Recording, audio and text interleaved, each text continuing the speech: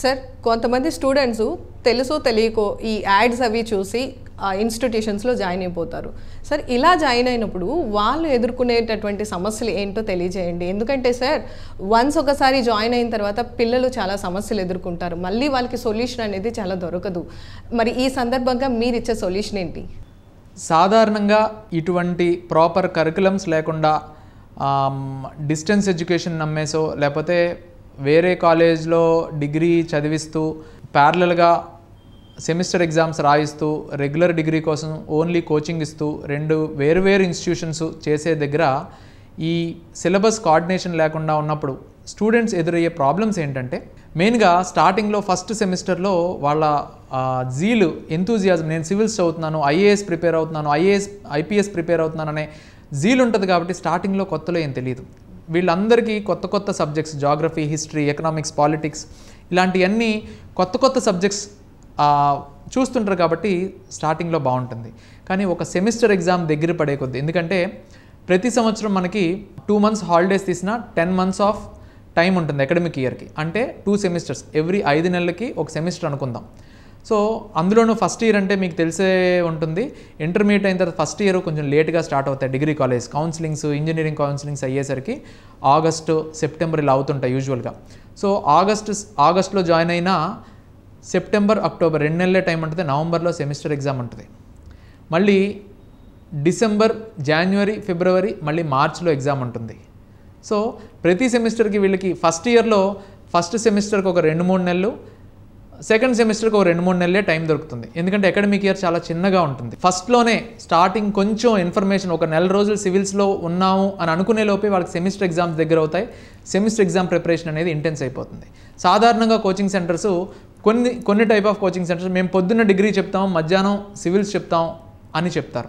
So ఈ ప్రోగ్రాంలో ఎదురయ్యే ప్రాబ్లమ్స్, సిస్టమ్స్ సరిగ్గా లేకపోతే ఎదురయ్యే ప్రాబ్లమ్స్ ఏంటంటే, ఫర్ ఎగ్జాంపుల్ ఆగస్టులో జాయిన్ అయ్యాం, నవంబర్లో సెమిస్టర్ ఎగ్జామ్, ఆగస్టు, సెప్టెంబరు ఈ 2 నెలలు హాఫ్ డే మనం సివిల్స్ చదువుకున్నా మళ్ళీ నవంబర్లో ఎగ్జామ్స్ ఉన్నాయి. కాబట్టి అక్టోబర్ నుంచి డిగ్రీ ఎగ్జామ్ మీద ఫోకస్ వెళ్ళిపోద్ది. అంటే ఒక సెమిస్టర్లో కేవలం 2 నెలలు మాత్రమే, హాఫ్ డేస్ మాత్రమే మనం సివిల్స్ చదువుతాం. దానికోసం మనం ₹1,00,000 ఫీజు కడుతున్నాం. మళ్ళీ రెండో సెమిస్టర్లో December, January Christmas and Sankranti vacations ఉంటాయి. అలాగే ఫిబ్రవరి, మళ్ళీ మార్చ్, ఏప్రిల్లో ఎగ్జామ్స్ ఉంటాయి. అంటే మార్చ్ మొత్తం అంతా డిగ్రీకి వెళ్ళిపోతుంది.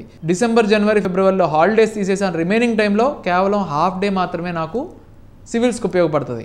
అంటే ఎంత టైం ఉపయోగపడుతుంది అంటే సంవత్సరం మొత్తంలో కనీసం ఒక 3-4 నెలలు కూడా నేను కంప్లీట్గా సివిల్స్ మీద ఫోకస్ చేయలేను, కేవలం డిగ్రీ మీద. ఎందుకంటే సెమిస్టర్ ఎగ్జామ్ సరిగ్గా రాకపోతే, డిగ్రీ రిజల్ట్ కూడా సరిగ్గా లేకపోతే, డిగ్రీ పర్సంటేజ్ కూడా మనకు సరిగ్గా రాకపోతే ఏంటి పరిస్థితి? ఈ కన్ఫ్యూజన్స్లో పిల్లలు మ్యాక్సిమం టైం డిగ్రీకి పెట్టేస్తూ ఉంటారు. బిఏ డిగ్రీకి ఎలా ఉంటే బీఎస్సీ డిగ్రీసు, బీబీఏ డిగ్రీసు ఇలాంటి డిగ్రీస్ తీసుకుంటే పరిస్థితి ఏంటి? ఇంకా ఎక్కువ టైం పెట్టాల్సి ఉంటుంది. మీరు సీనియర్స్ని, అలా చదువుతున్న సీనియర్స్ని అడిగితే వాళ్ళ క్లాస్లో చాలామంది బీఎస్సీ డిగ్రీస్లోనో బీబీఏ డిగ్రీస్లోనో ఫెయిల్యూర్స్ ఎక్కువ మంది ఉంటారు. వాళ్ళు సివిల్స్ చదవడం తర్వాత విషయం, ముందు సప్లిమెంటరీ ఎగ్జామ్స్ రాసుకోవాలి, జనరల్ సెమిస్టర్స్ రాసుకుంటూ మళ్ళీ సప్లీస్కి ప్రిపేర్ అవ్వాలి. వాళ్ళు ఎప్పుడు సివిల్స్ చదవాలి, వాళ్ళు కూడా మళ్ళీ ₹1,00,000 ఫీజులు కట్టాలి. సో ఇలాంటి ప్రాబ్లమ్స్లో రోజు కరెంట్ అఫైర్స్ ఎప్పుడు చదవాలి, న్యూస్ పేపర్ ఎప్పుడు చదవాలి, అర్థమెటిక్ రీజనింగ్ ఎప్పుడు చదవాలి? సో ఈ కన్ఫ్యూజన్స్ వేరు. మార్కెటింగ్లో మీకు ఫేస్ చేసే ఎక్స్పోజర్ ఏంటంటే, మా దగ్గర మంచి ఫ్యాకల్టీ ఉన్నారు, మా దగ్గర పలానా ప్రెస్టీజియస్ ఇన్స్టిట్యూట్స్ నుంచి, ఐఐటీస్ నుంచి, ఐఐఎమ్స్ నుంచి ఉన్నారు, సివిల్స్ ఇలాంటివన్నీ ప్రతి కోచింగ్ సెంటర్లో ఫ్యాకల్టీ పరంగా సివిల్ సర్వీసెస్ ఫ్యాకల్టీ ఇండియాలో ఢిల్లీ నుంచి కన్యాకుమారి వరకు మీరు చూసుకుంటే పర్మనెంట్గా ఉండే ఫ్యాకల్టీ కోచింగ్ సెంటర్ ఓనర్ ఒకళ్ళే. మిగతా వాళ్ళందరూ బయట నుంచి వచ్చి క్లాసులు చెప్పేసి వెళ్తారు. మీరు ఫ్యాకల్టీ లిస్ట్ ప్రతి చోట చూడండి. ఏ పెద్ద ఇన్స్టిట్యూట్ అయినా కోచింగ్ సెంటర్ ఓనర్ తప్ప మిగతా వాళ్ళందరూ కూడా గెస్ట్ ఫ్యాకల్టీయే. ఏ civil services top most faculty కూడా ఒక చిన్న ఇన్స్టిట్యూట్లో పర్మనెంట్ ఫ్యాకల్టీగా వర్క్ చేయరు. ఈ ఎక్స్పోజర్ మీకు తెలియదు, కేవలం వస్తారు అనే చెప్తారు, పర్మనెంట్గా ఉంటారని చెప్పారు. పర్మనెంట్గా ఉండేవాళ్ళు ఆ స్టేషన్ ఫ్యాకల్టీ చాలా తక్కువ మంది. వాళ్ళ ఎక్స్పర్టీజు, యూపీఎస్సీ ఎక్స్పర్టీజ్ అనేది డిఫరెన్సెస్ ఉంటాయి. ఎందుకంటే ఈ కోచింగ్ సెంటర్స్ కూడా మెయింటెనెన్స్ ఇబ్బంది అయిపోద్ది. వీళ్ళకి చెప్పే క్లాసెస్ ఓన్లీ హాఫ్ డేస్, అలాగే సెమిస్టర్ టైమ్స్లో వాళ్ళ ఉపయోగం ఉండదు, ఓన్లీ డిగ్రీ ఫ్యాకల్టీ ఉపయోగమే ఉంటుంది. సో వీళ్ళని కూడా టైమ్లీయే తెప్పించుకుంటారు. సో ఇవన్నీ పేరెంట్స్కి తెలియక, అవగాహన లోపం వల్ల చెప్పిన మాటలని నమ్మేసి, ఈ చెప్పేదంతా ఎవరు? ఐఏఎస్ గురించి, ఐపీఎస్ గురించి మీకు బాగా చెప్పేదంతా ఎవరు అంటే ఆ కోచింగ్ సెంటర్లో రిసెప్షన్లో కూర్చున్న ఒక కౌన్సిలర్, వాళ్ళ క్వాలిఫికేషన్ ఏ డిగ్రీనో జనరల్ క్వాలిఫికేషన్తో ఉంటుంది. వాళ్ళు ఐఏఎస్ గురించి దీని గురించి పిల్లల ఫ్యూచర్ గురించి పెద్ద పెద్ద మాటలు మాట్లాడుతూ ఉంటారు. ఇవన్నీ మీరు అవగాహన తెచ్చుకోండి. ప్రతి చోట కొంత రీసెర్చ్ చేయండి.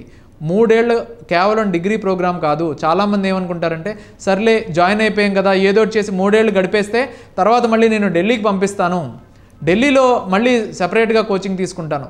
సో 3 ఏళ్ల పాటు వీళ్ళ మొరాల్ దెబ్బతింటే, వాళ్ళకి అప్పటికే ఉన్న కోచింగ్ దాంట్లో ఇంట్రెస్ట్ రాకపోతే, సరిగ్గా చదవడం అలవాటు తప్పిపోతే మళ్ళీ ఢిల్లీ వెళ్ళినా ఎక్కడికి వెళ్ళినా ప్రాపర్ రిజల్ట్ అనేది మనం ఎక్స్పెక్ట్ చేయలేం. అక్కడ ఇంకా ఫ్రీడమ్ ఎక్కువ ఉంటుంది. ఇలాంటి ప్రాబ్లమ్స్ చాలా ఉంటాయి.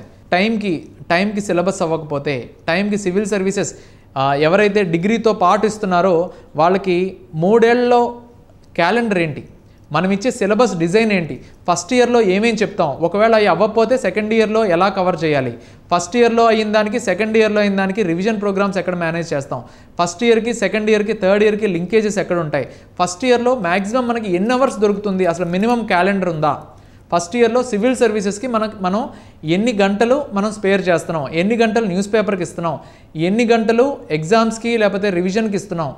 ఈ టైం టేబుల్ లేకుండా కేవలం మాటలతో బిజినెస్ చేస్తే పేరెంట్స్ స్టూడెంట్స్ ఇబ్బంది పడతారు. దయచేసి అవేర్నెస్ తీసుకొని దాన్ని బట్టే ముందుకు వెళ్ళండి. పబ్లిసిటీ స్టంట్స్లో పడకుండా మీరు అవకాశం ఉంటే 10-15 కోచింగ్ సెంటర్స్ తిరగండి, లేదా అన్ని కోచింగ్ సెంటర్స్ దగ్గర డీటెయిల్స్ తీసుకొని ఒక గవర్నమెంట్ ఎంప్లాయీ దగ్గరకో, సివిల్ సర్వీసెస్ అవగాహన ఉన్న వాళ్ళు చాలామంది ఉంటారు, వాళ్ళ దగ్గరికి, ఏ కోచింగ్ సెంటర్తో సంబంధం లేని వాళ్ళ దగ్గరికి వెళ్ళి కూర్చొని ఇలా ఉంది పరిస్థితి, ఏం డెసిషన్ తీసుకొని అడగండి. అంతేగాని పిఆర్ఓల దగ్గర, కోచింగ్ సెంటర్ల రిసెప్షన్లో కూర్చున్న వాళ్ళ దగ్గర మీ పిల్లల భవిష్యత్తుని వాళ్ళ మాటలు నమ్మి పబ్లిసిటీ నమ్మేసి ముందుకు వెళ్ళొద్దు. Like and subscribe Eagle Media Works.